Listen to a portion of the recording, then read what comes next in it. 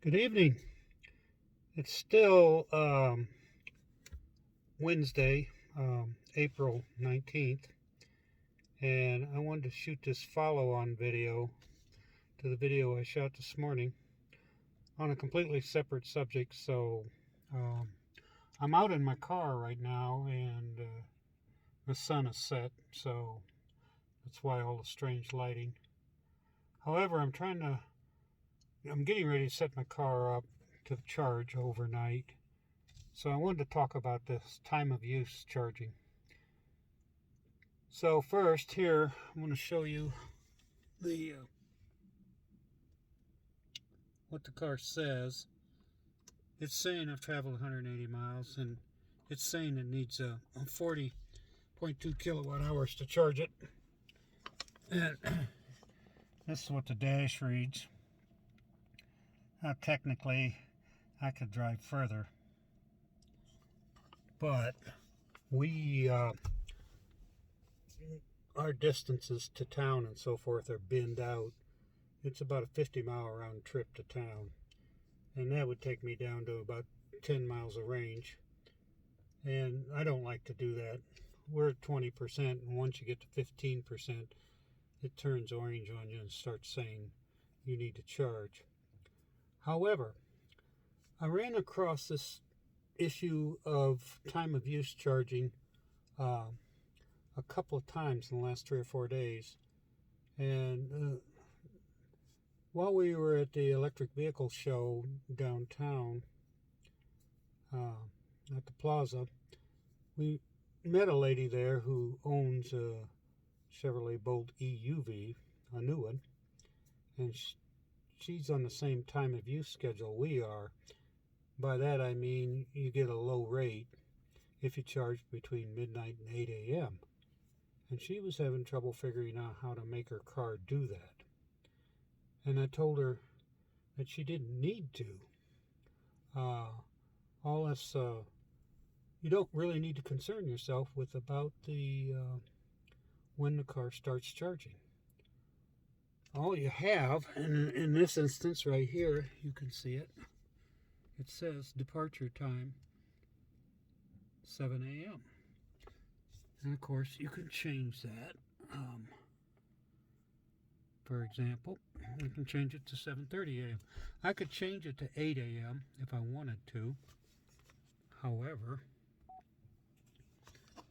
one of the reasons I don't do that is in the summer and then in the winter, the car can be conditioning the battery when it's done charging.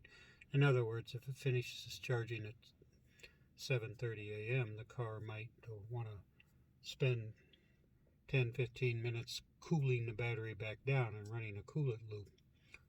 And it also might want to do the same thing in the winter. It might be running a heating loop. And while it's still plugged in, it's drawing shore power to do that, but it's not done. And so if you're trying to squeeze all this activity in under the time of use before 8 a.m., you might behoove you to just finish your charging cycle at your departure charging at 7:30 a.m. and give it 30 minutes to condition the battery. Now, when it starts charging is another matter entirely. However, as you can see, the car only needs 40 kilowatt hours. And when you figure 90% efficiency, what you would do is divide 40 by 9.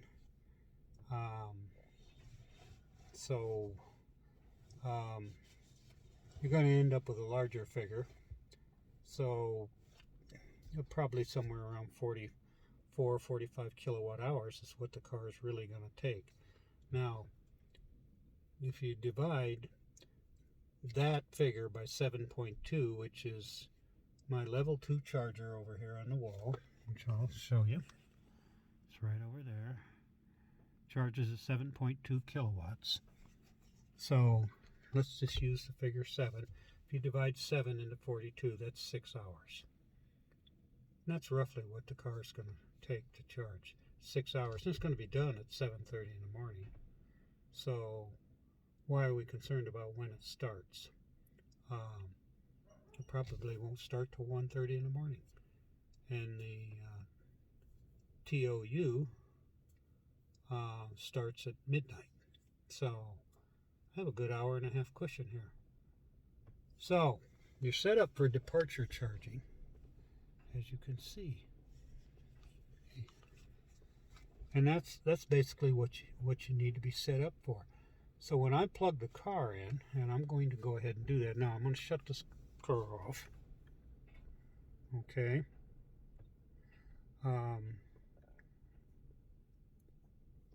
really need to get this data before I do that.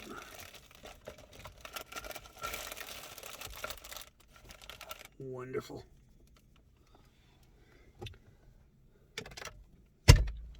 All right.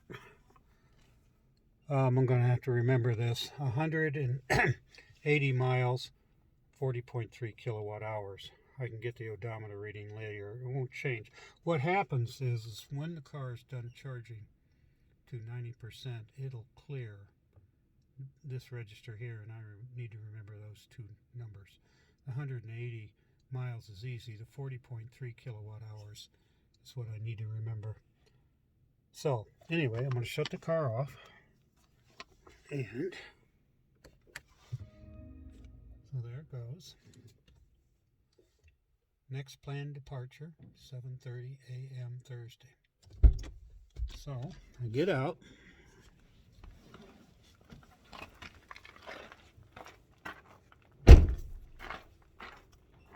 As you can see, it's on. So, and I just plug it in.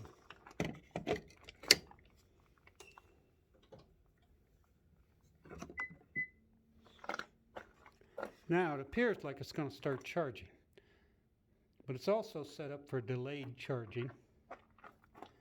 So what you're going to see happen here, boom, it's saying waiting car signal. So this is what's going to happen, and it's telling me the car is on delayed charging, and it's telling me that the car is going to be done charging at 7:30 a.m. and it's on delayed charging. And I know, just by simple mathematics, that this car is not going to start charging till after midnight. So there you have it. You do not need any simple or any complex programming to get this done. Okay? This is all you need. And with my car, as long as the center stack doesn't say it needs over 48 kilowatt hours, I can get it done in that time period. And I'm charging to 90%. Let's say I was really concerned about this, and I had run it down to 5% state of charge, and I needed over 50 kilowatt hours of charging to get done. And I knew it would be charging before my time of use schedule started. So all I would do in this case is change the 90% figure down to 80 or 70% to make the car charge less. Okay? And once I did that, the whole time it would take the charge would still be less than 7.5 hours. So that's all you got to do is think about this problem, and it's pretty linear with level 2 charging. And so the linear math's going to work for you.